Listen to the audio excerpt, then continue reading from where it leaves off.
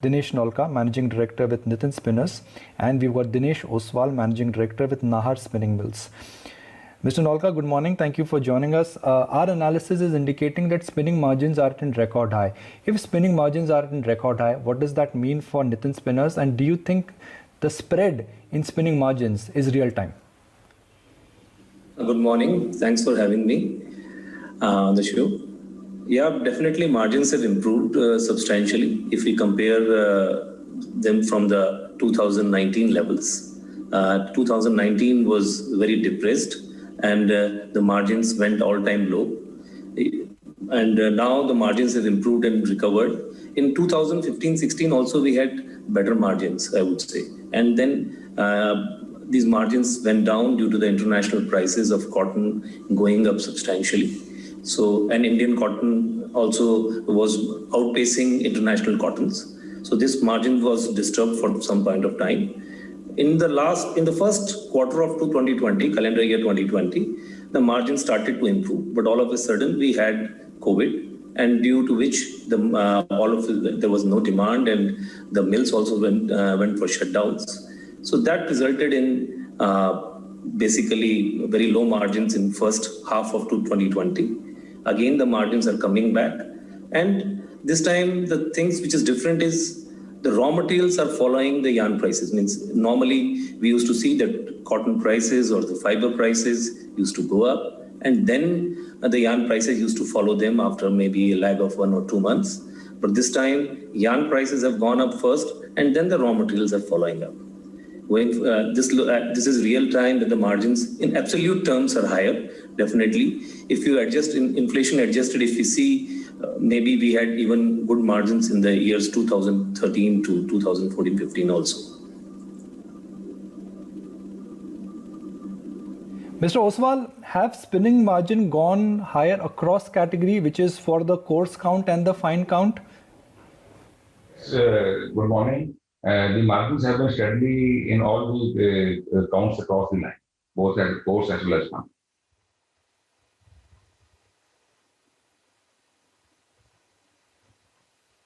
Hello?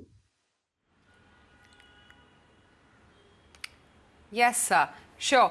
Dinesh Oswal, if I could also talk about, apart from US, where exactly have you seen additional orders coming in from? Are other countries as well looking at India as a viable option? After COVID, all the countries in the world are looking for China plus one option.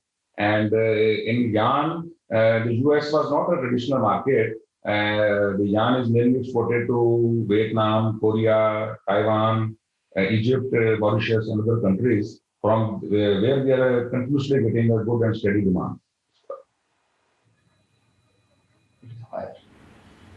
Right. Mr. Dinesh Nolkha, the same question for you. Wanted to understand what's been the increase in demand that you've seen both on exports as well as the domestic front, and what is the additional revenue that you are expecting now that India as well is being looked at as a very viable option, because most countries are turning away from China?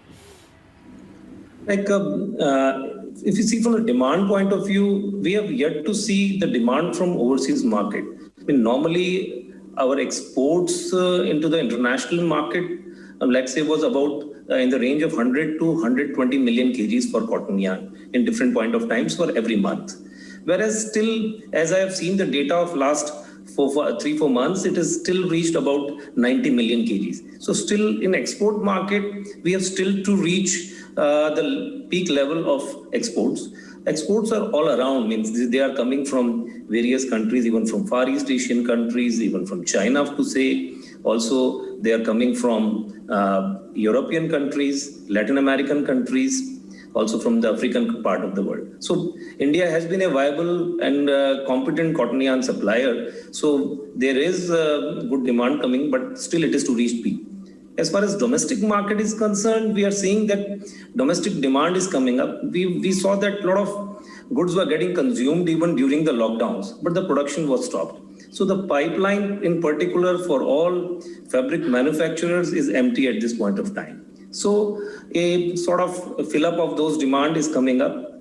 And also on the other side, we see some capacities are also have gone down. Means as far as spinning is concerned, I think about 4 to 5% of the spinning capacity which was available pre-COVID, has gone down perennially because of various reasons, old obsolete technology, maybe some issues with the companies. So that is also resulted in, let's say, a balance being created in demand supply and a favorable towards the supply side. So that is the prime reason why we are seeing in the jump in the prices that supply is slightly less than the demand which we have. And demand is yet to peak as per me. I feel the demand is still to peak in coming once the complete lockdowns are over, maybe in the second half of this year.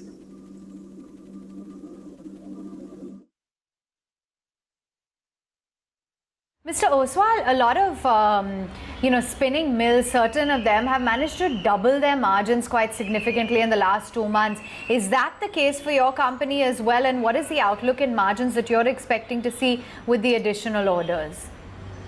Not double, but of course, this quarter ending will be a better quarter. Our sales have increased, and so all this is going to show impact in our December quarter.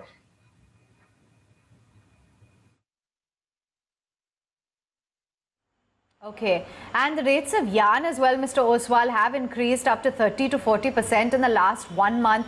Do you think that the prices will come off in the coming months, or do you think that they are likely to remain elevated, and how does that impact your margins? Actually, you see, the thing is that we are again and again harping that the prices have come up 40%.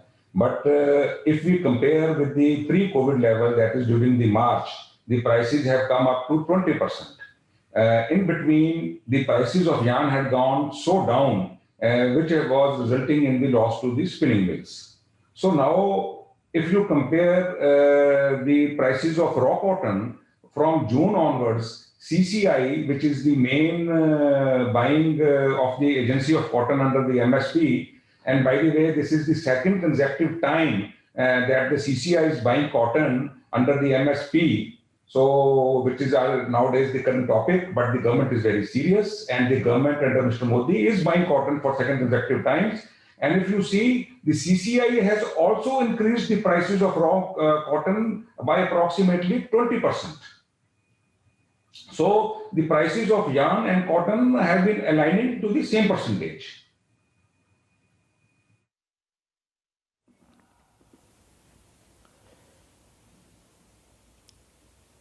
Sure.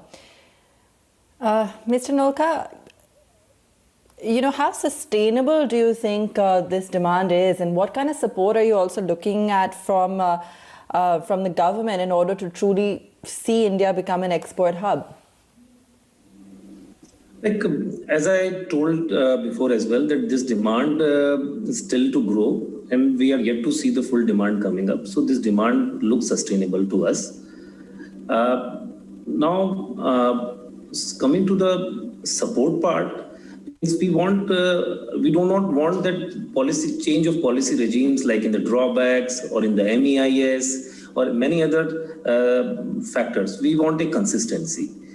I understand that government is also coming up with a PLI scheme, which is for the man-made fiber. But I feel the government should also consider the cotton textile segment as well. We are leaders in this. India is a market leader in this particular product. We are, if you see from the export point of view, India controls nearly 30% of the world market share. We have second largest spindles in the world. So we need to strengthen this particular segment. If we are a leader in the segment, we need to ensure that we remain the leader. For that, government needs to promote investments and also consider this under the PLI scheme. So they can, of course, they can do various measures where they can ensure that we are not into excesses. Maybe they can add it up with the downstream industry, or maybe they can allow us to have downstream industry together with the spinning mills. So we need to consider cotton yarn segment as well from the government. So as I understand from the announcement which the government has made, that they are only considering the PLI for the man-made fiber or the technical textiles. So that would be our request to the government, that they should be considering all the segments of the industry.